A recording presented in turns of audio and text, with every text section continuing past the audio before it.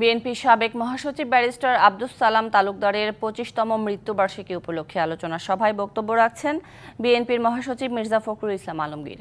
আমরা এখন সরাসরি চলে যাচ্ছি সেখানে। বেগম জিয়ার আবির্ভাব হয়েছিল রাজপথে আন্দোলনের মধ্যে। সেই বেগম জিয়া আজকে মুক্ত হয়েছেন সেই আন্দোলনের মধ্যে দিয়ে আন্দোলন করতে গেলে।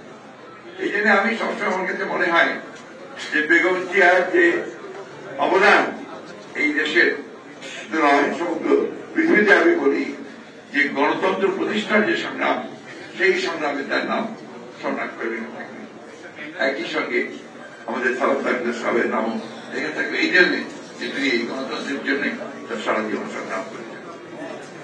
বক্তব্য বেশি রাখার কোন সুযোগ নেই, শুধু এইটুকু বলতে চাই আজকে অনেক ত্যাগ তিতিক্ষার বিনিময়ে, অনেক মায়ের অশ্রু, অনেক ভাইদের আমাদের বুকে রক্ত ধারা, এই দিকটা আমরা দ্বিতীয়বার স্বাধীনতা লাভ করেছি।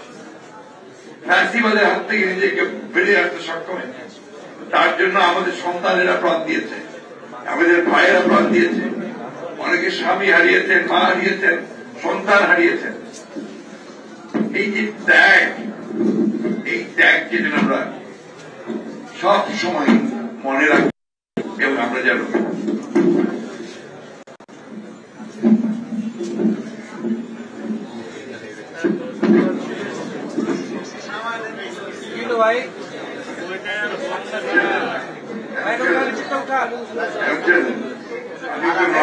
পরিবেশিত এই জন্য পড়ে যায় আর কি। খুব শর্ট, আমি প্রেস ক্লাবের কর্তৃপক্ষকে অনুরোধ করবো একটু বড় করা যাবে। যাই হোক, আমি যে কথা বলছিলাম, এই ত্যাগকে যেন আমরা সবাই মূল্য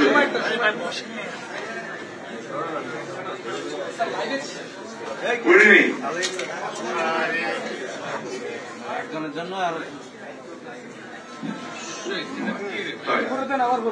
এখন আমাদের কিন্তু আমাদের ছেলেরা আমাদেরকে নতুন কিছু শিক্ষা দিল, এটা আমাদের নেওয়া উচিত। যে আমরা যখন আন্দোলন বুকের রক্ত দিয়ে, আপনাদের নিশ্চয়ই মনে আছে সাইডের দৃশ্য, যে বন্দুকের সামনে, রাইফেলের সামনে হাত তুলে দাঁড়িয়ে আছে যে আরো করো, আরো করো, একটা করে আসছে, আবার আরেকজন এগিয়ে আসছে।